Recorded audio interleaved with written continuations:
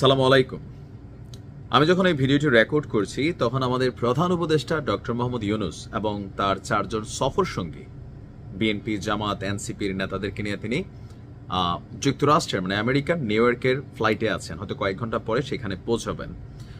ওইদিকেও আবার একটা ইন্টেনশন আছে, যাওয়ার পর জানি কি হয়। তো কেউ কেউ বলতেছে, গণমাধ্যমে দেখছি বিক্ষোভ করবে আওয়ামী লীগ, ট্যাকেল দিবে হচ্ছে জামাত, বিএনপি, এনসিপি। মানে আমেরিকাতে জামাত, বিএনপি এবং এনসিপির যেহেতু নেতাকর্মীরা আছে তাদের নেতারাও যাচ্ছে, সো সেখানে আওয়ামী লীগ যেন যুক্তরাজ্যের মতন কোনো ঘটনা ঘটাইতে না পারে, সেই কারণে ডক্টর ইউনূস কৌশলে 4 জন দেহরক্ষী অথবা প্রটেকশন একটা তিনি নিয়ে আসলে যাচ্ছেন। এটা বিভিন্ন জন বিভিন্ন রকম ব্যাখ্যা বিশ্লেষণ করেছেন।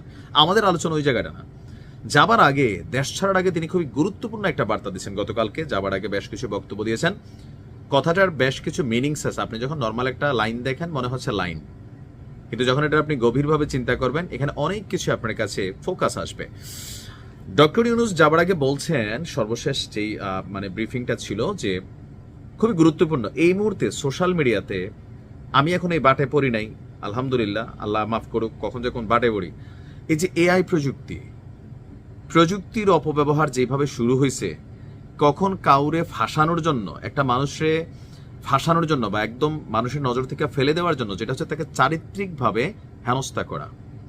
আর যত দিন যাচ্ছে প্রযুক্তিবিদরা এত রিয়েলিস্টিক মানে প্রযুক্তি তৈরি করতেছে, ভিডিও এডিটিং, যে সাধারণ মানুষ তো দূরের কথা, মাঝে মাঝে যারা এগুলো নিয়ে কাজ করে তারাও বিভ্রান্ত হয়ে যায় যে আসলে এটা সঠিক না ভুল। নিশ্চয়ই বুঝতে পারছেন।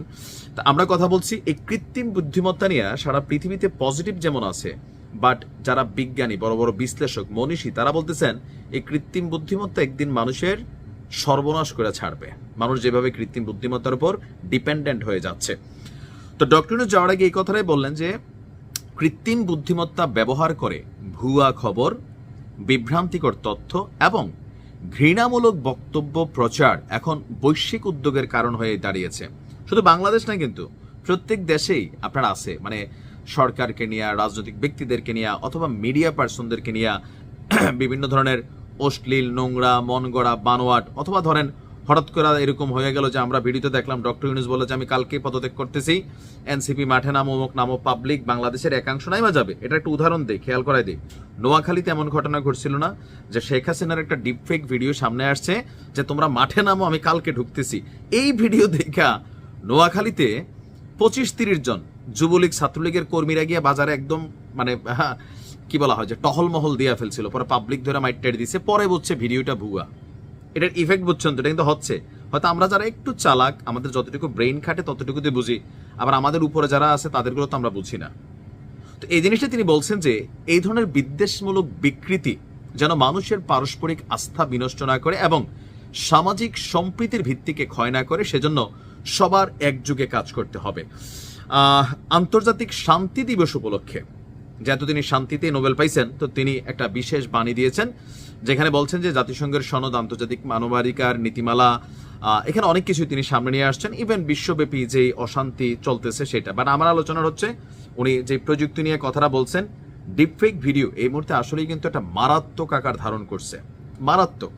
এক সময় ছিল গলা কাটা ছবি দিয়া একজনের বিয়া ভেঙে দেওয়া যেত। ধরেন 90 দশকে বা 2000 দশকে কোনো মেয়ের বিয়ে হবে তো ফটো স্টুডিওতে যাইয়া ওই ছেলের গলার মধ্যে কাটটা আর একটা গলা দিয়া, এই যে দেখেন আপনার মেয়ে, একটা মেয়ের সাথে আপনি ছবি তুললে মেয়ের গলাটা কাইটা ওই মেয়ের, যাই মেয়ের পছন্দ করেন, আপনার কাছে বিয়ে হচ্ছে না, প্রেম করতেছে না, তার একটা ছবি নিয়ে তার গার্জিয়ানের কাছে দিচ্ছেন।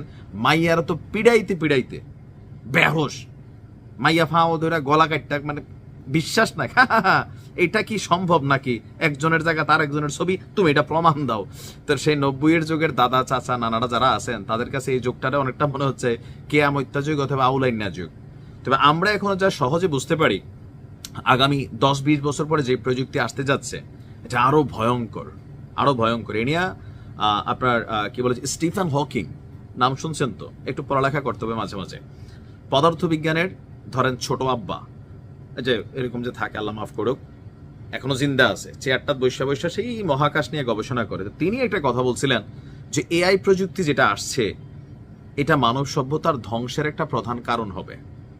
আর এই কথাটার অন্য ব্যাখ্যা হচ্ছে ডক্টর ইউনূস তিনি সুশীল ভাষায় হয়তো বলছেন যে এগুলো মানুষের মধ্যে যে বিদ্বেষ হিংসা তৈরি করতেছে, রাজনৈতিক অস্থিরতা তৈরি করতে সক্ষম। তো আপনাদের উদ্দেশ্যে আমার একটা বক্তব্য, ফেসবুকে কোনো ভিডিও দেখা মাত্র, ছবি দেখা মাত্র কারুর পার্সোনাল নেকেট অথবা সামাও আপনি রিয়েকশন করেন না, আগে শিওর হন যেটা আসলে ঘটনাটা সত্যি কিনা।